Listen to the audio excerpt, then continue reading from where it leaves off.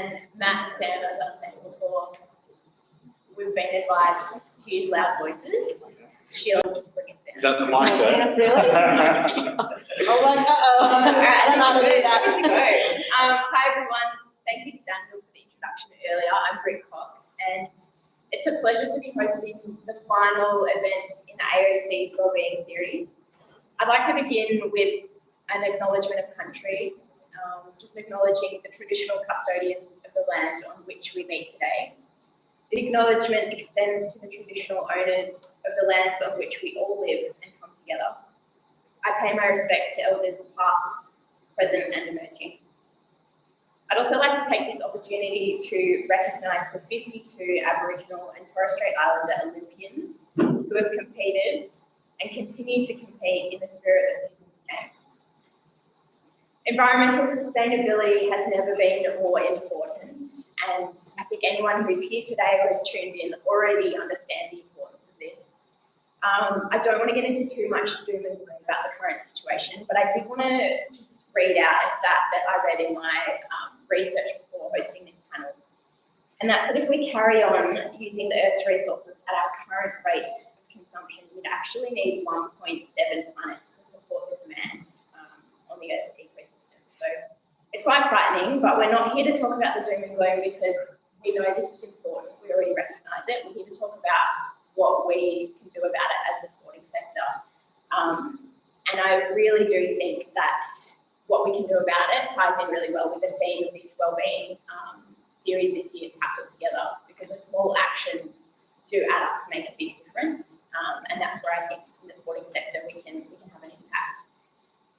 We have a really good opportunity to influence, to educate, and to engage people, as well as, I guess, just living up to our responsibility to play our part in tackling this issue together. So we're really fortunate to be joined by some absolute superstars in this field. They're going to chat to us today about what the sporting sector is and can be doing to contribute to a more sustainable future. So firstly, I'd love to introduce Dr. Sheila Nguyen. Sheila is Head of Sustainability for the 2023 FIFA Women's World Cup. She's also co-founder of the Sports Environment Alliance. She's consulted with several sporting organisations and professional clubs globally on strategic and operational environmental sustainability issues.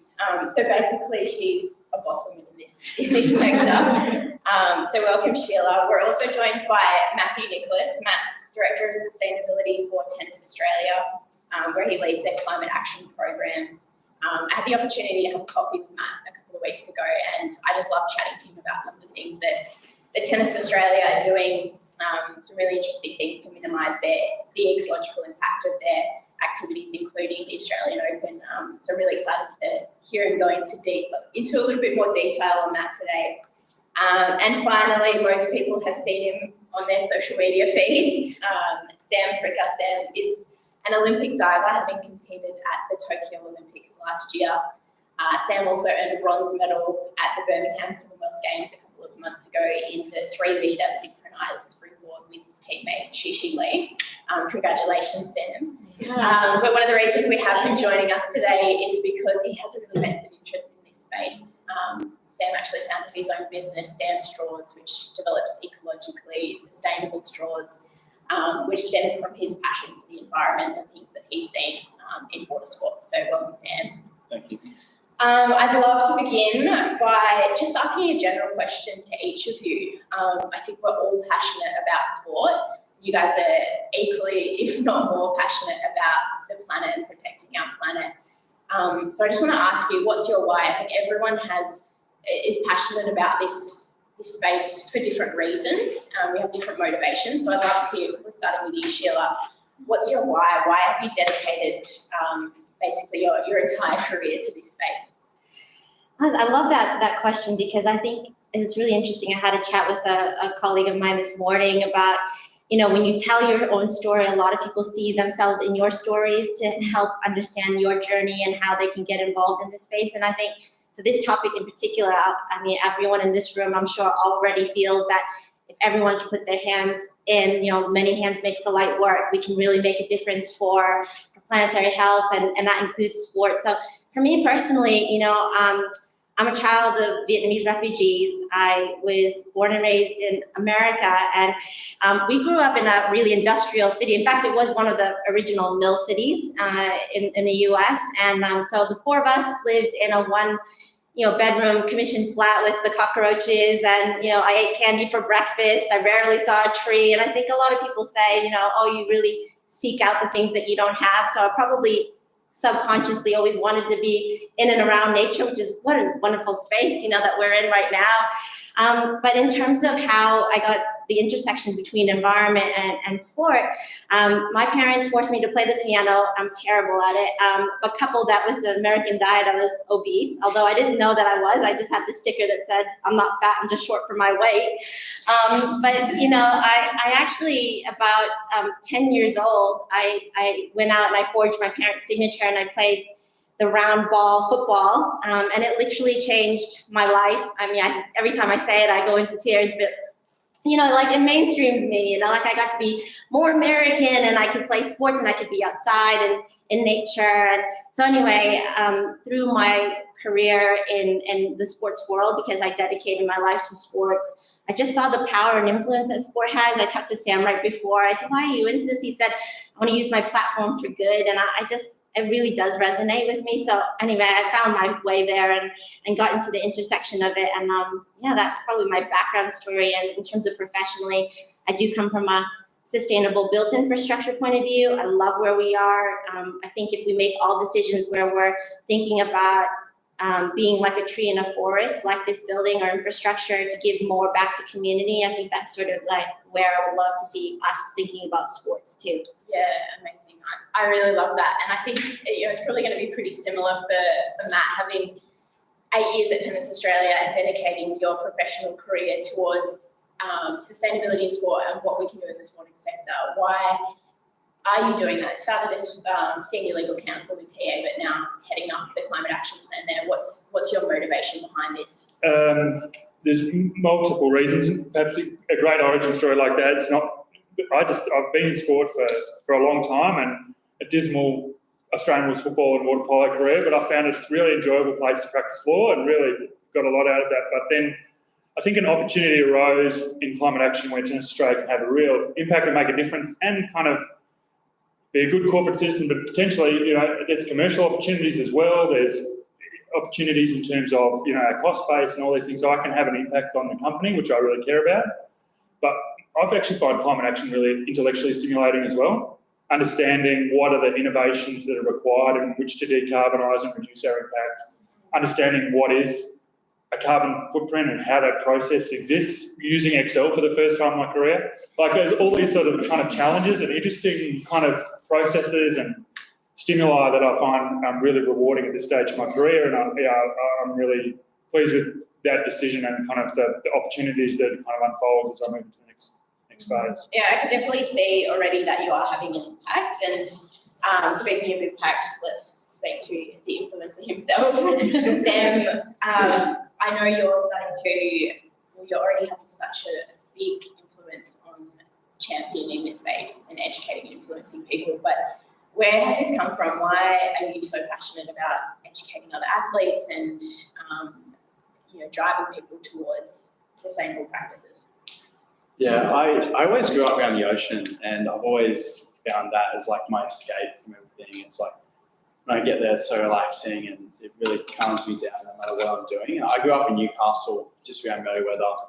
I originally moved to Sydney to try and make the Olympics and just go through training. And I saw a video of a plastic straw stuck in the turtle's nose. Has everyone seen that video? It's terrible. It's so painful to watch, and they pulled the straw all the way out, and the turtle started to bleed. And I felt really bad for the turtle. I thought, I really want to do something to protect our oceans, the places I really love. And then I started doing some research when I was in school. I was in, I think, year 10, I was 16, into plastic straws, something we could do for that, because I thought if we're going to start somewhere, I might as well start with the straws. So I looked into paper sucks. Well, it doesn't, and that's the problem. And then I looked at bamboo, which was really expensive for single use. I eventually came across wheat, which I thought would be a great idea that we could bring back. And then I just started that company and started going with that, and then promote everything I was doing on my social media to show that I'm passionate for the environment and I'm doing something to try to have a real impact, and then sharing it as well. Like through the ocean, my love for the ocean is kind of what got me really. Yeah, that's amazing. I knew that story with you about the turtle, but I didn't realize you were 16 at the time. But that kind of leads into my next question, which is, this is a wellbeing series, and that obviously had an impact on your wellbeing. And I think that's the same for a lot of athletes around your age. Is we're starting to become a lot more aware of and conscious of the organisations that we engage with, and whether or not their climate action policies and practices are in line with our values. And I think if they're not, that definitely can create a lot of anxiety and concern, which is, it's going to impact both your well-being and your performance. And I wanted to ask Sheila about this. It's kind of like, what is the sporting sector actually doing that's having a positive impact? Because we look so much at the doom and gloom, but there's actually some really incredible things going on in the sporting sector. So can you speak to maybe a little bit about what FIFA are doing, but just in a more broader sense, what is sport doing to take an action on this? I like what you said about like the connection between well-being and then the natural health, environmental health. I think that intersection is really a message that we don't talk a lot about. It's really interesting, and I might go on a tangent, everyone, but so reel me in when you need. But I talked to this guy. He does a lot of research in the way that the built infrastructure is impacting us, and how over time, we used to historically, back in the day, we were living out in the world and out in the open and exposing ourselves to the elements, and so that we had a number of all sorts of co-benefits from that, both physically, mentally, and you know how it feels like when you go out into the forest. It's all that forest bathing discussion and conversation. And then now we spend so much time indoors that we've then lost out on that benefit. So I think that lends itself to this discussion about not being connected to the natural world where we used to live and breathe and exist. And I think that is really important to emphasize over and over again. It's probably that guilt that comes from, we talked about being an athlete and flying and doing all these other things. How do we drive, or the guilt of straws, motivating us to do things. I mean, guilt is a motivator, it's sort of short-lived, but to then look at the other way around is where those opportunities where we can amplify our mental well-being, our physical well-being through taking care of the things that take care of us, which is our natural world. So in terms of the question, which I do remember still, about what's happening in the world. I mean, sport's amazing. It's so crazy what you can see, and it's really fascinating because for us in Australia, we've got a huge runway of events coming down the line, and we really want to see them using that platform to amplify. I talk about it in terms of sharing the spotlight, because for us, the Women's World Cup is about shining the light on women and girls, but it's also about, hey, all these people are watching you. It'll be 2 billion people watching the tournament. Can we also share some of that spotlight on accessibility, safeguarding, human rights, and as well climate? So in that sense, I think it's so great to see around the world things that are happening. In COP21 in Paris, it was the first time that sport was ever invited to those discussions, and I was part of a group. I don't know if it's a group. It was like me from Australia with a number of other people, but from around the world, I'm having these discussions, and I met someone named Julia Pelle. She's the head of sustainability for Formula E. It's an electric car racing series, and I said to her, I was like, "This is amazing. What is like a really great thing that you're doing?" And I said, "What's the motivation?" And she said, "We wanted to create a platform that was a sustainable. It was called sustainable entertainment, not sustainable sport. So it was a means to entertain people, but at the same time raise people's awareness and education around climate and climate challenges." And I felt like in that moment, and I'm getting goosebumps, it was such a aha moment to say, we can, as sport, not just be frivolity, it is much more than that, like using the platform, as Sam said, an opportunity to showcase climate and climate challenges. So that's an example. And every race, they used to, in the early days, install electric car charging stations in every city that they race. And this was because there was a whole dialogue, as you know, about this infrastructure challenge. Oh, we can't have electric cars because we don't have the infrastructure. So they solved that. They then evolved into another sport called Extreme E, which is SUV electric car racing in the most climate effective parts of the world. So you see broadcasting as a channel, they actually use that as an opportunity to show the most climate effective places in the world through the races that they hold. That's another example. I mean, there's just some Tennis Australia, I gotta give you a shout out, innovation, all of the stuff that Matt is testing out, from, you mentioned technology. We have an opportunity to amplify, scale, test, show proof of concept that these technologies, clean technologies, do exist and can work. I think that's that kind of the major opportunity. And I'll cite one more example before I shut up. Is that in Amsterdam Arena, for example, they have 143 Nissan Leaf batteries, and they make a huge mega battery. And that mega battery actually charges the needs of the stadium, but as well gives clean energy into the grid. And they have charging stations as well. But this is an example of, like, at the very minimum, you're not having any negative impact if you can, and then also positively contributing to your community because you're taking up space. You need to use that to help everyone else. Otherwise, your social license will be eliminated. Okay, so that's more broadly around sport. But what about for you more specifically? What for FIFA 2023 Women's World Cup? What sort of practices and strategies are you hoping to implement? Oh yeah. Oh, thank you for asking. And hopefully no one was bored of my voice. We go on and on and on. No, some really exciting things. From a climate, first of all, let's step back. Dr. Wilsey, you said at the very beginning about the center and the university and the approach that you're taking is a very SDG approach. And that's exactly how we look at it. When we say sustainability, we encompass a donor economics, SDG approach where everyone's a part of that. So it's accessibility in all abilities, it's about climate as well as human rights and safeguarding.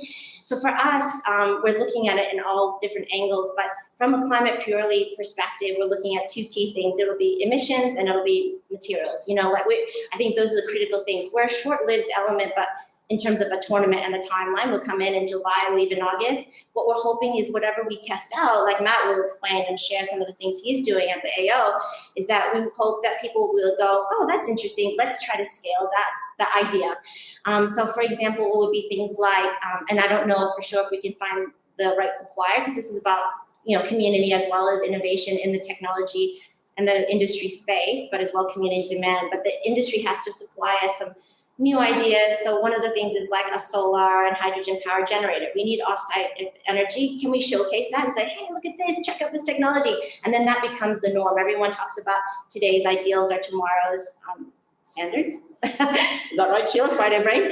And then the other one is about green buildings, which is, I think is a really, really important piece of this is infrastructure. And I mentioned earlier about living buildings, this idea of any building needs to be acting like a tree in a forest. And for us, we want to, for all 10 stadiums across Australia and Aotearoa, New Zealand, is to have them green building certified in time for the tournament.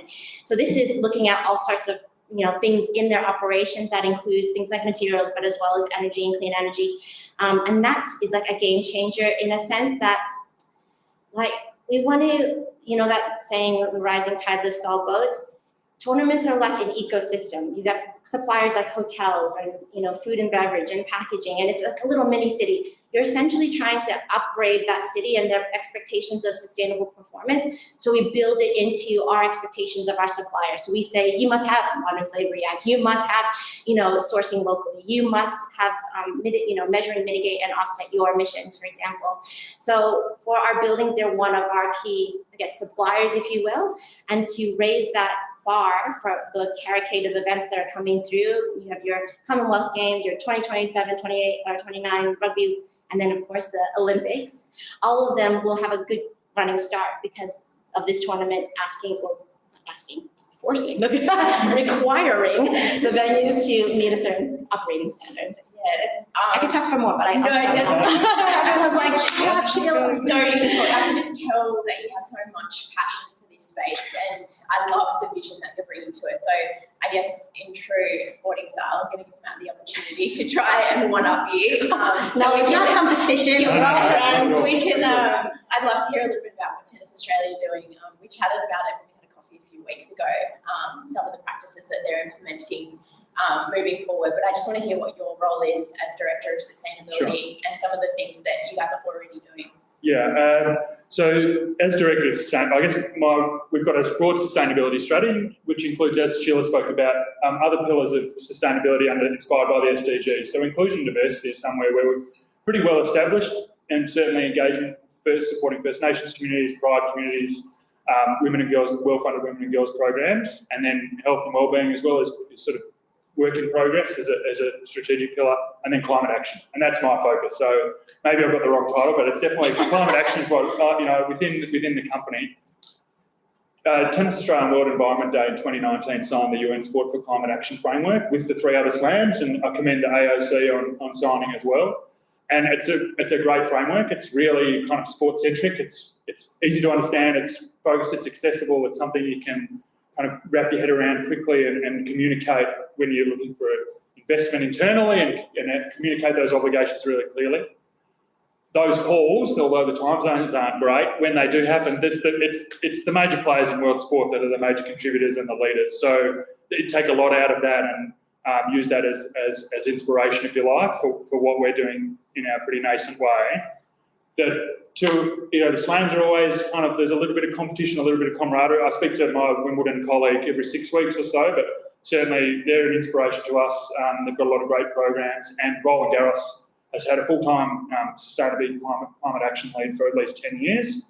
So they're powered by renewables. It's all reusable cups on their site. It's a big part of the conversation with the green team and so on. There's policy settings in Paris that are really favourable and got push a lot harder. But I think you can see things are catching up. Certainly here, and we don't have much time to do it very slowly. So we've definitely, I think, seen really positive signs, and I hope that the company. There's 500 people in the company that that the decisions are starting to move in a direction which is more attuned with our climate action vision, which is maximum play, minimum footprint. Yeah. We're at the stage where we're piloting a bunch of programs, and I want to be reporting our carbon footprint and all those sort of things as we build that out and work out our partnership mix. But just for some examples, at the AO this year, we'll have AO trash talkers who'll just come and they'll be manning an AO recycling hub where they'll come and you'll have your great meal with your cup and your liner and your card, and we'll be able to recover those materials through front of house streams. But traditionally, there's a lot of recycling that goes on, and food scraps end up contaminating the yellow bin. So we're trying to find ways to make that yellow bin sacrosanct. It doesn't sound like much, but it's a start, and it's something that some of the other slams have done really well, and hopefully we can get into more of the Australian sporting and events sitting. It's like just a quick moment to help you at that recycling hub, and then an hour later when you're at the static bin pair, you're probably better armed to just be able to maintain and reduce that contamination, because that's ultimately the enemy of our recycling. And at an event like the AO with over 100,000 people on site on some days over the course of a day, then there's a lot of volume, and if anything we can do to reduce that contamination and measure it using tools we're working on with our commercial partner safety culture, so using our commercial partner to help us get tools that we can quickly identify contaminants and build this repeating data set for future years, then eventually we can bring down that waste to landfill, create a commercial yield, like a cost saving, and then sell that story as well as part of our partnership conversation. So it starts with some better bin signage and a couple of trash talkers, and hopefully it comes into that. I love that concept of trash talkers. I do too. Good. Brett, Sam, and I are going to be. Sustainability in sport is a space that I'm passionate about, but I'm happy to admit that I don't know a lot about it and not well versed on the topic. That's why we're here to talk to you guys, and I hope that I can be, a voice for the people that are curious and ask the questions that they want answered. But it's stuff like that. It's like if I go to the AO this year, it's my first summer at home in 10 years, so I'm really excited to go, but it's like being able to see that up close and be proud that sport is kind of taking a leadership role there with that. But you're actually showing me this morning some of the ways in which Tennis Australia are able to measure those things. So can you talk to that a little bit explain some of the things that are in the pipeline? Yeah, it's a pilot plan using safety culture as a tool that's used in the safety context for inspections of infrastructure on our site, and we use that a lot with our team already. And so we're going to build basically a waste assessment tool that's hopefully really user-friendly and just builds that data set to improve, because this year we do have packaging guidelines, but we've got over 30 food vendors, and major events experience is different packaging mix will come in, but we'll at least identify it and have those metrics to point out which are the key contaminants and maybe the packaging we might invest in next year to help everyone, because there's a single-use plastic ban coming in Victoria. There's lots of flux around what materials have value to recyclers. I don't know the answers. I'm sort of reaching back and trying to help find those answers and so on, and it changes. So just making sure we have the data set and rubbish in, rubbish out. If we get the good data in, then we can hopefully tweak our operations accordingly. But we get a couple of weeks at it, and then we go again in a year's time. So there'll definitely be gaps at this AO, but hopefully people come to a recycling hub, have a good time, and meanwhile we'll at least get those better insights from it. So many exciting things happening in that space, but we'll come back to, I think, the broader approach to sustainability in sport. But I just want to come to you, Sam. I am really proud of what you're doing as an athlete and as a fellow Olympian, championing this space. For me, as a Winter Olympic athlete, I trained on the glaciers of Switzerland for about 12 years. And in that space of time, I saw the glaciers receding so much, and it was actually quite confronting and heartbreaking. So I feel like my passion for this topic has kind of come from a similar space of seeing the impact that humans are having on our planet in my DTE, my daily training environment. And for you, I guess that's kind of similar as in the water, in the ocean. So I just love you to speak a little bit about why this is important to you, and how you're using your athlete voice with, I think it's at 1.6 million TikTok followers. What? I'm friends with Sam, everyone. About what you're doing here as an athlete with Athlete Hat on. Yeah, well, thank you. And it was being around the ocean, which has really sparked my passion for the environment, because it's somewhere I wanted to protect. And your training environment over there on the glaciers, I heard someone else say as well that they saw them melting, and seeing that firsthand would have had such an impact. Everyday training there. But we are in the pools, but I do a lot of rock jumping outside of my diving just for fun. And I go out there, I film a lot of videos out there. When we see plastic and stuff, like it does upset me that there is so much out there. And coming into the Olympics, well, my sister originally got me onto TikTok, and I was like, oh no, it's for like kids and their dances. Like, I wasn't going to do it. She was like, no, just make a few. And I started making TikToks for my sister, and then started posting some diving, and diving actually did really well on social media. And it was like incredible. I didn't know people were so interested. And then as that grew, I started documenting more of my daily life, especially coming into the Olympic Games and what life was like at the Olympics. And that ended up blowing up a fair bit.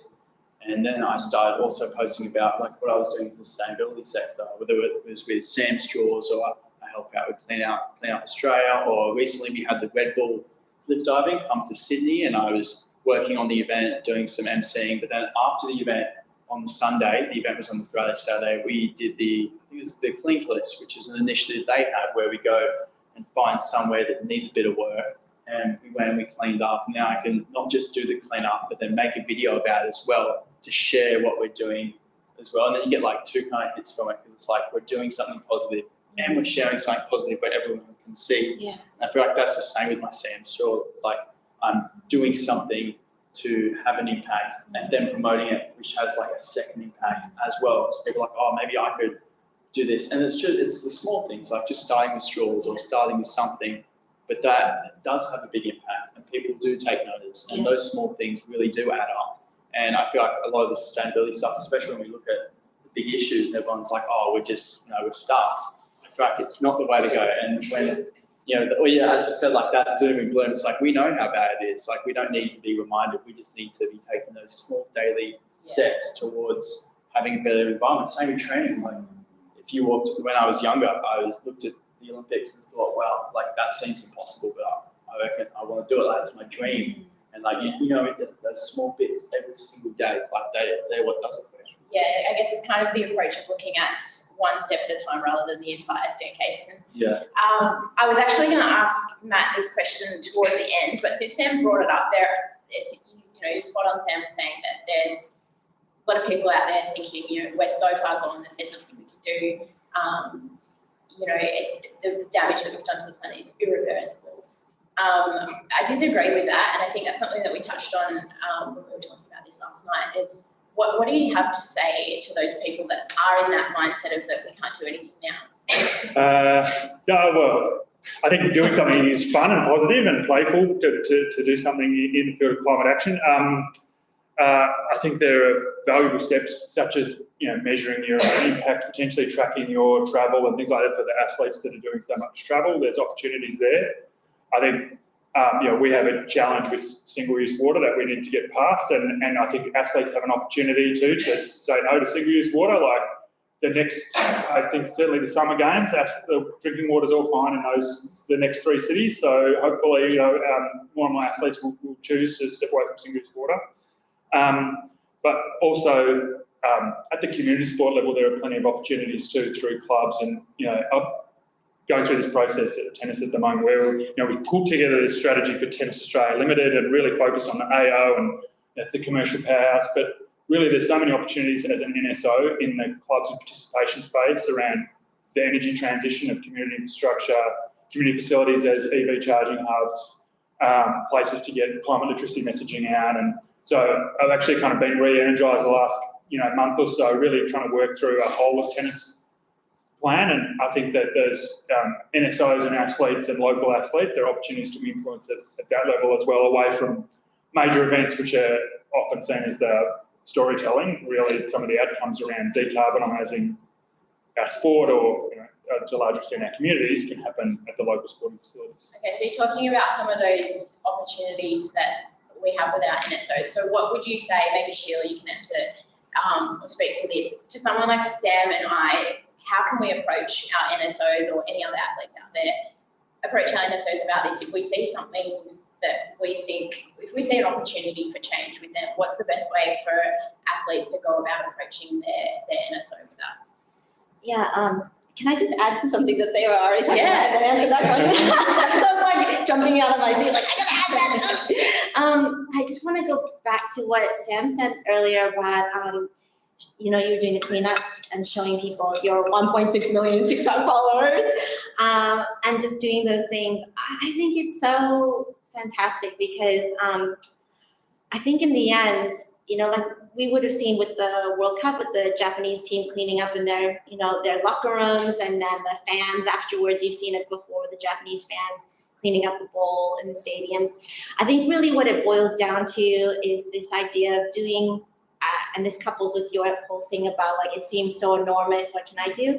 It boils down to just like really simply being respectful. I think just showing respect of the places where you are, like you go to someone's home, you're like polite and you look after where you are, you put your napkin on the table, that just being respectful. And I think that whole thing that I mentioned earlier about us not being out in nature, and we forget that it is our home and we forget to be respectful. That's why we throw the trash on the ground and we don't care, or, we're not treating it the way it needs to be treated. And I think like if we look at it in that lens, and when you think about the question in the sort of paralysis by analysis, and you're like, oh my God, it's so huge, like you just go, how can I just be respectful today in one action? And I think that whole thing about progress is going to add up. But to your question about NSOs, the NSOs, they're huge opportunity because like AOC is doing they're taking a leadership role. They're going out and saying we've committed, like Matt said earlier, AOC's committed to the UNFCCC Sport for Climate Action Framework on Earth Day a couple of years ago, said, yes, this is what we're going to do. And then it takes everyone on the journey, and then the athletes are on that journey too. It's about an ecosystem of input, basically, because we're all part of that family, if you will. I mean, I'm not an Olympian, but I'll just hang out with you guys and pretend I am. But in the sense of what can athletes do? I mean, gosh, athletes, you guys have such a big voice, and you are what makes the Olympic Games what it is and the Olympic sport and spirit what it is, a big part of that. And so I always say to athletes, have confidence in your voice. Like something you said, Britt, earlier that resonated with probably a lot of people and a lot of athletes. Like, I don't know anything about climate, how can I talk about it? And I think people feel hesitant around that. And I always say to people, I've got really smart friends, like, brain surgeons, and they don't even know what climate change is. Like, how can everyone feel like they get their head around it? It's not necessarily a need. You have enough information, you have the passion, you've seen in your daily training environments, what's happening in your natural world. You're responding to like that natural instinct, like my home is being destroyed. How can I participate? So I think that comes from a really authentic place. And if you just have trust in that authentic place and then have the conversations, it should be responded to well. I think then that's where like the work that I do is really about kind of like saying to the sport administration, the business side of the equation, like, hey, like this is a cool thing, like, open your minds. It's like about governance and talk to them in their language. Like it's about risk and it's about, opportunity. It's about money. I don't say that. I'm just kidding. But I mean, it's, meeting them where they are in their kind of thought process and letting, because, there's a really classic, and I'll shut up after this, is that TED Talk, they talk about picket lines. They have like a picket line and there's two sides talking to each other, but they're really just shouting at each other and no one stops to actually listen to one another. I think if athletes are not with the sport at a picket line, instead if everyone just slows down, listens, you become, there's like a hashtag that I use. I'm not really cool and hip like you guys, but the One Planet team. It's our shared home. We all have a voice. It's our planet to participate and actively respect it. Yeah, I think you're right. We do all have a voice, and that's what I see as a former athlete, that we have such a great opportunity to influence. Like sport as a sector doesn't have, I guess, in relative terms, as much of a carbon footprint as some of the other major industries. But we do still have an impact, and we have that opportunity to influence. And it's people like Sam who are doing some great work in that space, and using, I guess it's kind of like playing with the cards that we've been dealt and using the platforms that we have. But Sam, your work's kind of gone beyond that. You aren't just using TikTok and your profile to educate and influence. You've also developed your own business, your own product.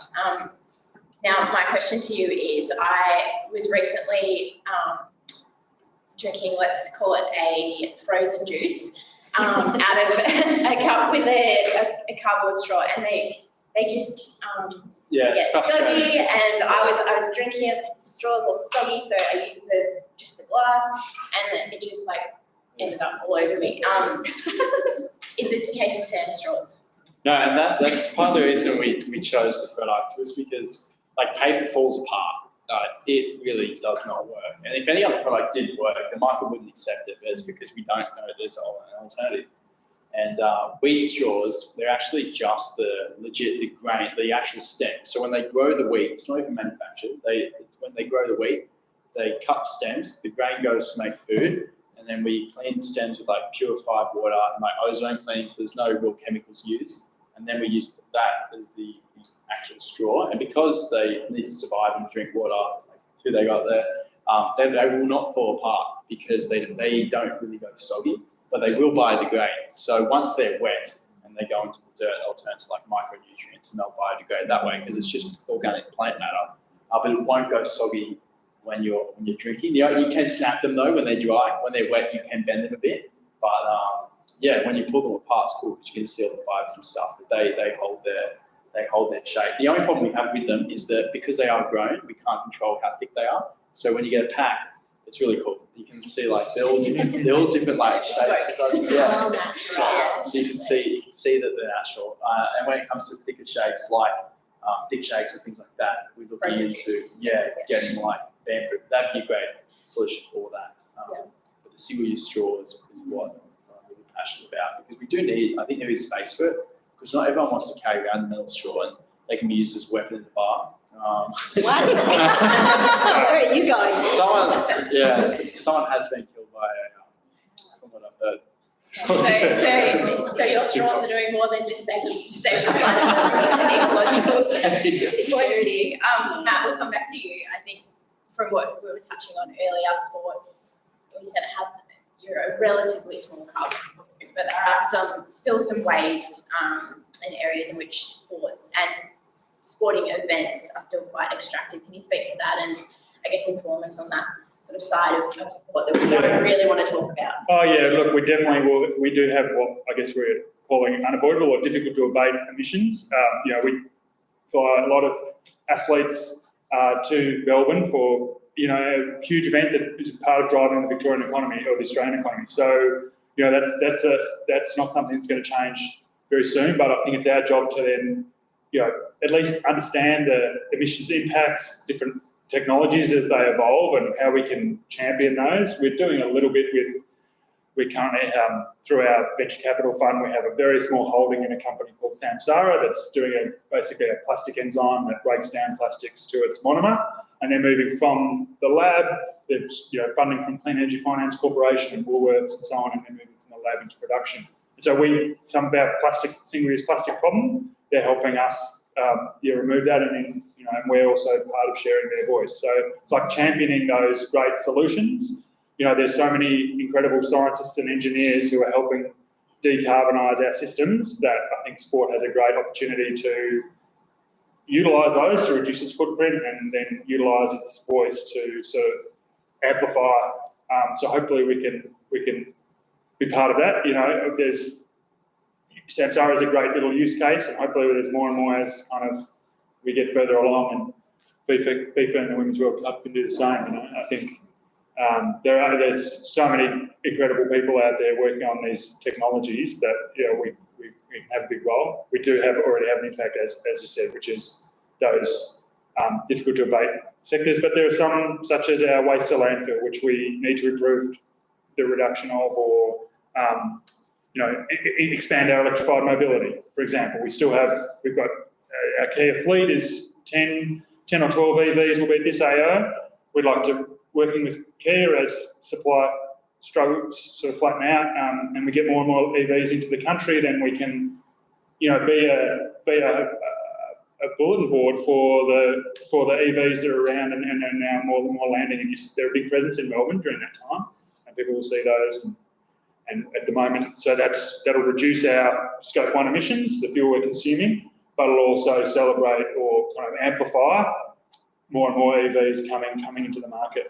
You touched on the controversial topic of flying there, and I feel like Sheila's dying to speak about this because it was actually one of the first things that you brought up when I met with you a few weeks ago was, and this is the same for me, I was speaking to one of my friends who works at AOC. He was an athlete, he was a swimmer, and he said, I think he retired after 2008, he said, if he knew now what he knew then, if he knew then what he knows now about the impact of flying, it would have messed with his head when he was still an athlete, flying around the world so much for training and competition. And this is something that I've experienced as an athlete as well. I guess there's an element of guilt and feeling like a little bit like a hypocrite if you're championing environmental sustainabate, but you're flying around the world. So what do you have to say, Sheila, to that? And what are some of the ways that we can, I guess, abate that without just purchasing offsets? Yeah, I mean, it's a really big question, but I think the first thing I'd say is I'm so glad that you felt some guilt because at least you have a conscience. And you won't sleep well until you fix it. No, in all honesty, I bet that's a shared experience, especially nowadays because we're all talking about it. It's in the news all the time. And I don't think the generation coming through who's going to inherit the world we're leaving behind I think they're feeling a lot of that anxiety. I think for sports, and back to what Matt said about, sports is sports is sports. Sports will still need to have athletes on the court. They will still need to have people flying from places elsewhere. They're going to have to purchase things, equipment, uniforms, whatever else, and they're going to have to eat and move around. So these are the types of things that Matt was talking about in terms of like unavoidable emissions. Like this is your business. So I think there needs to be this sort of education piece to allow everyone to sort of chill for a moment and sort of go, okay, I understand and accept and acknowledge through the measurement, this is our footprint. It's really the kind of how do we then leverage the other opportunities, which you talked about, this influence piece, this sort of showcasing piece, this, advancing technology piece, like all the stuff beyond the emissions, because the emissions themselves, they're not going to go away until the industry around us and the ecosystem around us also changes. So, airlines and the way that they're fueled and how we move and choices we make and all those things. So in the meantime, like you can't advance that per se, but you can influence that. You can have the conversations with your commercial partners, your goods and suppliers. Have you considered this? Have you done this? It's all that transitional kind of action that you have to take to get us to that destination. So I think that's one piece, is everyone chill, everyone can sleep well at night. I think that's the first thing, and that is a small footprint. But then in the same breath, what are you doing elsewhere? So that whole conversation everyone's been talking about on this panel around, where can we find our spot, our map, like where in the map is our input? Because we're not scientists, I come from a built environment, but as athletes, you're an athlete, you're focused on performance. That you designing and creating, although Sam's an exception because he's created a business, but outside of Sam, people aren't in a laboratory making science to help us advance.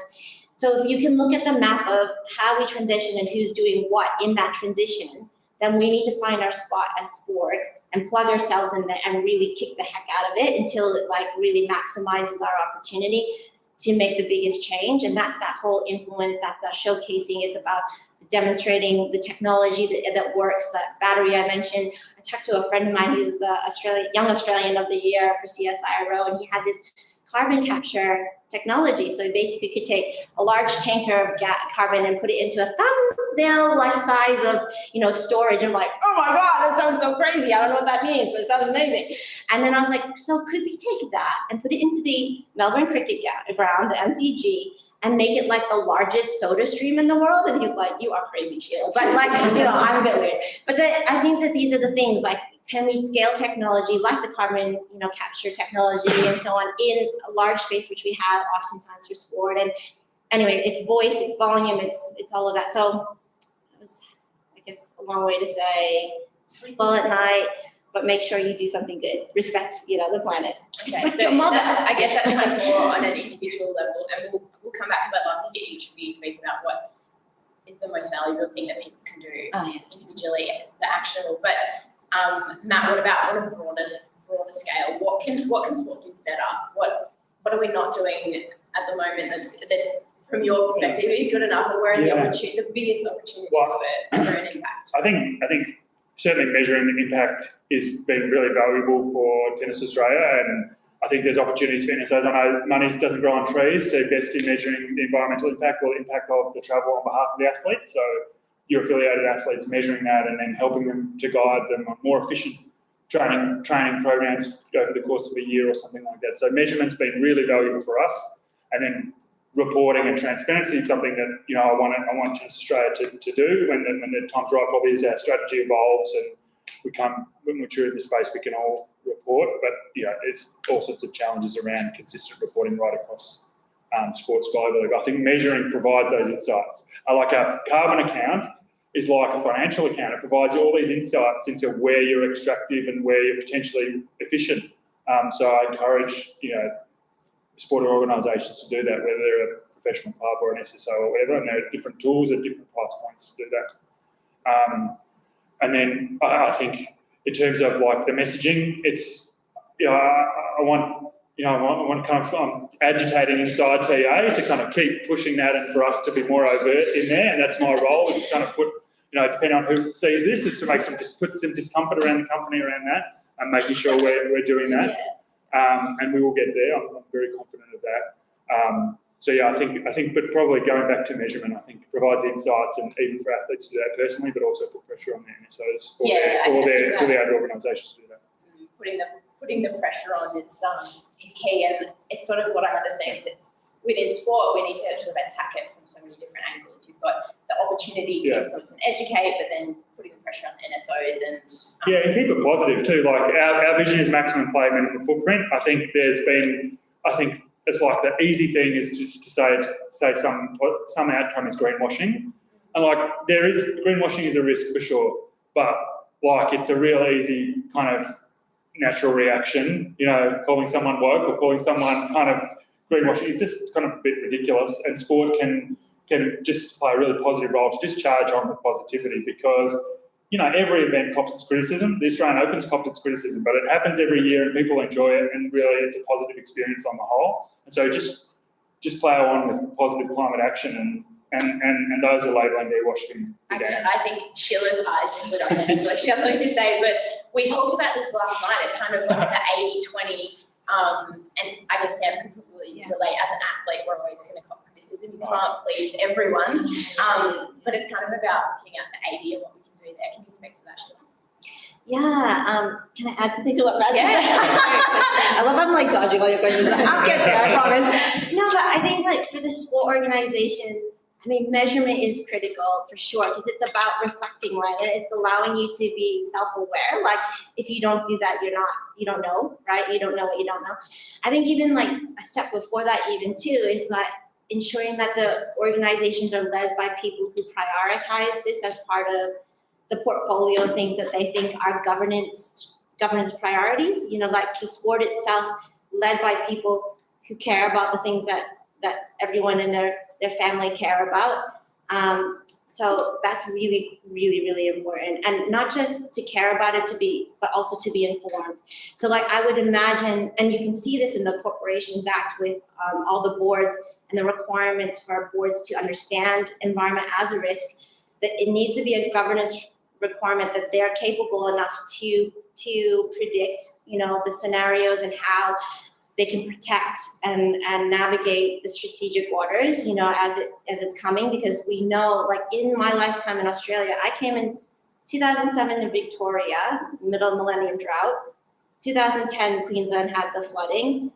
Fast forward 2019-20, and then bushfires, flooding, New South Wales. So it's not going away, and I think sports need to be more nimble. We talk a lot about this in the COVID context, but it's really about a bigger picture, and climate is the foundation of that.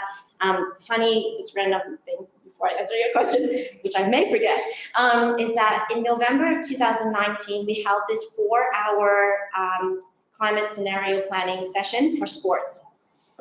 And in that climate scenario planning, we proposed all different scenarios. How are you going to respond to this? How will you protect your people, the assets and places, infrastructure, and so on, to these different scenarios?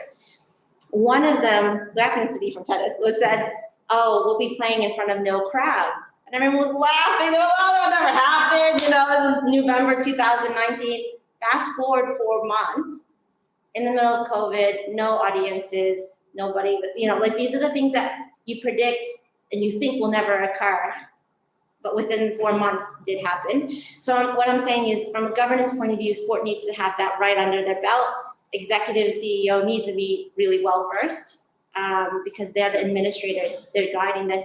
When I interviewed for this role, I asked my CEO, I said, do you care about this? So there's a lot of organizations who don't actually. And he said, the 2 things I care about are people and planet. And I was like, okay, I'll sign the dotted line. But now to your question, which I did forget. Yeah, sorry, we'll go back because you were talking about the floods and the fires and the floods again. Even though it's right here and it's obvious, we've still got the 20% of people, the non-believers. What do you have to say to the non-believers? What can we say to them? This is really fun because I'm sure a lot of this audience who are all understanding what climate change is, and I always, when people say like, oh, I don't believe in it, I'm like, this is science, not Santa Claus. There's nothing that we need to believe in. It is science, you know? And so it's about that dialogue around, but as well, to your point, we don't need to spend the time necessarily because they will come along as they understand. It's just like tobacco, you know, if people were smoking, like, oh, you know, in the offices, like, this is awesome, this is fine, we're good for my health. And then as like the world evolves, you know, then they're either dead or they've actually like, you know, moved on in life in their brain. And then I guess we've got the people who care and they're interested and passionate, Yeah, but they're 100%. curious and they want to know more and they want to learn more. And I actually asked Matt a couple of weeks ago, like, for recommendations of what can I listen to or read to inform and to understand this better. And he directed me towards a podcast, and in that podcast I was listening to a woman was actually talking about an app that you can download and put in all of your sort of daily habits, lifestyle practices and things, and actually spits out sort of the top recommendations for you in terms of actionables that you can do to reduce your own footprint. So I want to ask each of you for a recommendation of either a book or a podcast that people can use to educate themselves and inform themselves, or both. Maybe starting with Sheila. Okay. Because I know she's already got one. Okay. So there's a lot, and I'm sure some of you already either have read these books or have already listened to this podcast. But if you're really curious about sustainability in sport, there's one called the Sustainability Report, and it comes out of the UK with a guy named Matthew Campelli. So Sustainability Report. There's lots of them out there, so just I would Google search the Sustainability Report sport, and that will get you there, and that's a great podcast. It's got lots of interesting stories about things that sports are doing in this space, which is so inspiring, so exciting. You know, it gets you really motivated, and you're like, oh my God! So I would highly recommend. And then in terms of a book, which is not sport related, but I think goes back to what we were talking about, is like this measurement and reflection and knowledge and having informed conversations. Oh yeah, informed conversations, because like this is a really, like, to your point earlier about people belief, it's like a belief thing. It's not a belief thing, it's a science thing. So having informed conversations is really important. And the book that I would recommend is, I think it's called Eat for the Planet. It may make you feel slightly guilty, but again, chill. I think that's okay. It's more just so that you understand, like for me, I was like, whoa, that many pools of water, you know, like I was 20 years of vegetarian, now I eat meat, but you know, it just helps you just be making choices on information. So those are the two things. Yeah. And Matt? So the podcast to recommend is A Positive Climate, which is a Australian podcast which features startups every couple of weeks, and I find it really, really interesting and enjoyable, and kind of, again, in that innovation space. The book, there's a guy called David Wallace Wells, and he's got this book called The Uninhabitable Earth, and I reckon don't read it. It's just devastating. It's just devastating. It's just like exactly. It's actually just like, it really is just like so defeating, and you think about, it foreshadows some horrors. But he writes a newsletter with the New York Times. So the New York Times, you usually get it for $1, for an intro subscription, and then now you get this weekly. And he's really following the developments under Biden and global developments, and I'm sure with the impact in the US House now, what that'll do to policy. But David Wallace Wells is kind of now, I think he's got some positive side. Like, he's basically saying the species will survive, which is a positive from when he wrote the book a few years ago. Species, but then on a local scale, like the Australian Guardian writes on climate more, and I guess with a variety of viewpoints and really informative. So I think these are the ones if you're not going to subscribe, these are the ones that you recommended to me, and I listened. That was A Positive Climate that I listened to, and I can attest to it being easy to understand. I think for anybody's level of education and understanding of climate change and sustainability. But Sam, what about you? A good podcast that I listen to is the Good Human Factory. I'm an ambassador for them, and one of my friends, Cooper, runs it. And the Good Human Factory is all about mental health and promoting good mental health and making it kind of not trendy, but making it not uncool to be able to talk about that stuff, because it is a real thing. And he talks to elite athletes and other high performers in their field about being an athlete, and he gets also like their opinions on climate change and everything like that. And they're all good people trying to do good things, and it's a really positive place. I like to go listen to other people who would try to do the best that they can in their field, and all those guys stand for positive environmental impacts as well. So it's a good one for mental health, but also for the environment as well. It's like a good human factory. Yeah, I like that. I love it. I got these socks on. That's why they're some of the yellow ones. Good human factory. Being a good human and trying to do good things. So I feel like everyone wants to do the best thing they can, and it's just about finding out how to do it. Yeah. Thank you so much.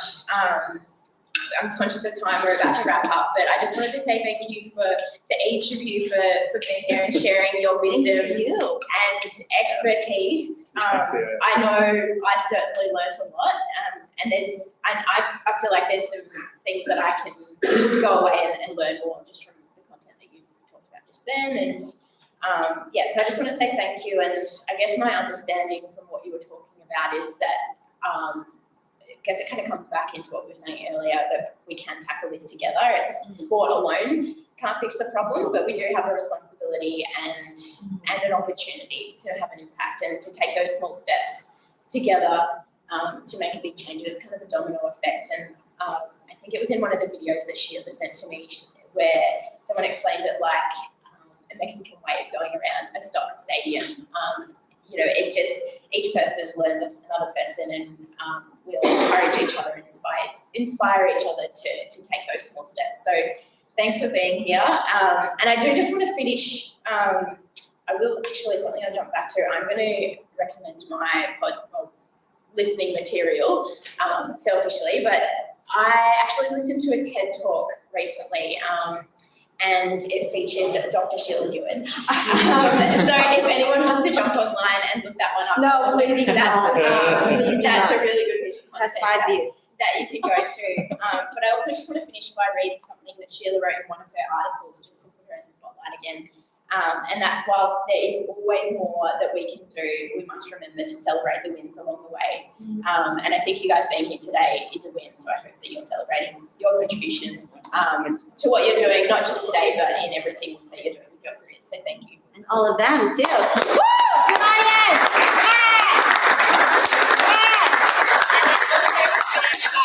Thank you to Griffith University. We're here at the Nathan campus for hosting us. We're in the Eco Centre, and we actually have a special guest that resides here at the Eco Centre that's come to say hello. Welcome everyone. Our final presentation is our Python today. His name's Kuta. Shotgun not having that. Kuta. Well, she's actually pretty well behaved. Actually, I'm not sure if this is the right time to share. The only person she's ever been is me. So I don't know if that says she's a good judge of character. But she has been fed in the last couple of weeks. And she'll probably go over to you. Wow, Sam. You're so brave. I don't think I had an option. You've got 1.6 million people looking at you on TikTok, okay? She will hold on to you, but that's not a bad thing. Wow. Oh, Sam, you're so brave. I'm so proud of you. And she had feeding 2 weeks ago, so she's not overly hungry, and she isn't quite. Not overly hungry, she's just a little bit hungry. This is cold.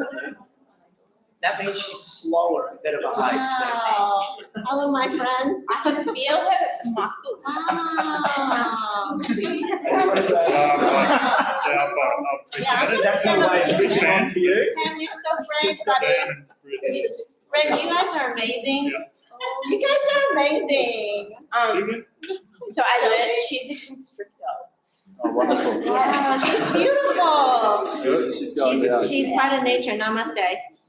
Namaste. Gorgeous.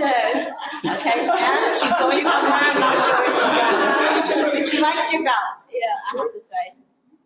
Wow. Yeah. Oh my gosh. Wait. Sam, what's more scary, the 10-meter platform or holding? Oh, she's so curious. She's like, get me out of here. I don't know what I don't want to be seen by 1.6 million people on Sam's TikTok. Hello, my friends. Namaste. This is a joke from work. It's trying to run away. Would anyone else like to chip in? No. Everyone's enjoying themselves, laughing at you guys.